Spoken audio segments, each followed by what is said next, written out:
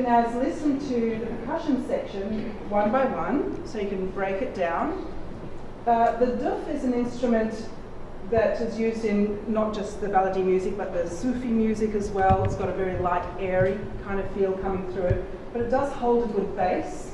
They used to be made from, of course, like fish skin or even shark skin as well, and wooden frame. And the smaller dufs were always more in the women's realm. So a lot of female players used to play duf.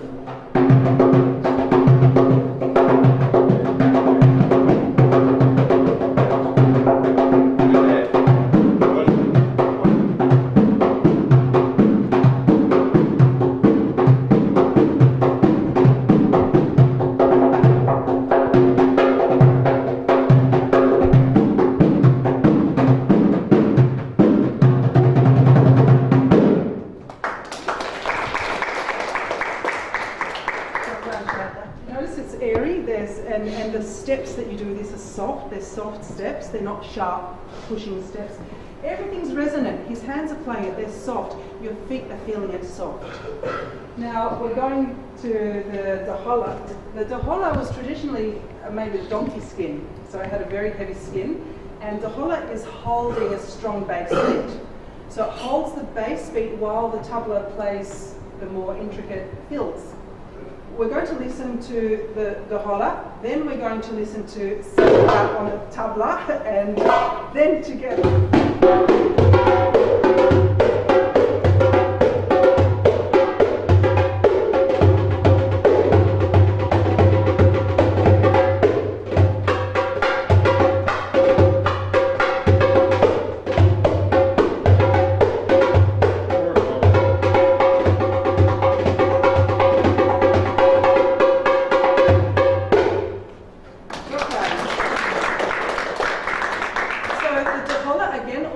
Traditionally donkey skin or some large animal, so the skin was really heavy, whilst the original tablas were made with a fish skin, and the rek was also done with a fish skin.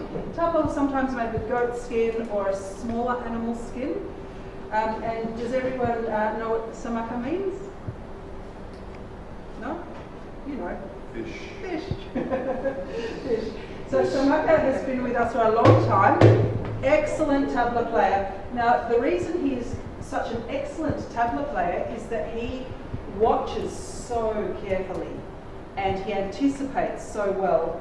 He understands that if your weight is here, the next move is going to be there, okay?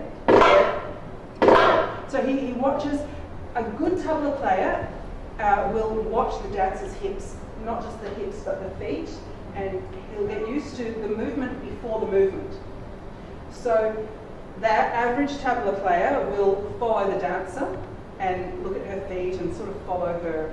But the good tabla player will anticipate her next move before it's even done, because he gets familiar with where the weight is, the shapes that she's organically making, and he just starts to tune into the pattern of the dancer, that particular person. So let's Samaka give us a demo of his fabulous tabla.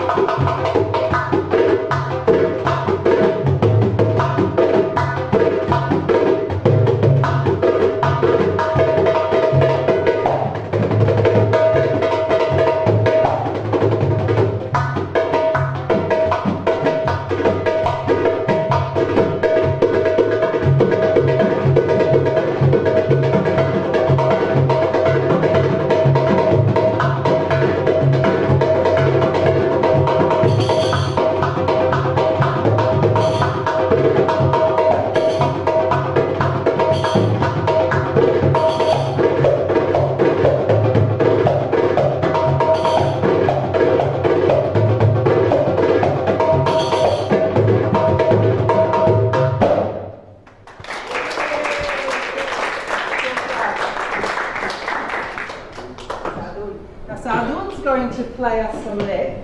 Rek is like a little duff, and it's often mother of pearl or wooden, and it's got the sagat all around the edge. Usually it's fish skin because it's fine, the fine sound. And with a sagat, it's kind of like they have to get used to playing sagat as well as drumming. So there's a lot of action in the hands and fingers. Now, when he plays it, sometimes he plays it down here, sometimes up here. And it's interesting, there's a kind of vertical shaking happening. Whereas with the drums, the bigger ones, there's a more horizontal movement, right? You feel it? Horizontal or on the spot or horizontal.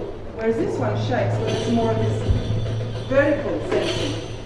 So just watch while he's playing what happens with it. Where is it? Where is it in the body? Where is the energy going to hit the body? It normally hits it right in the same place it's played.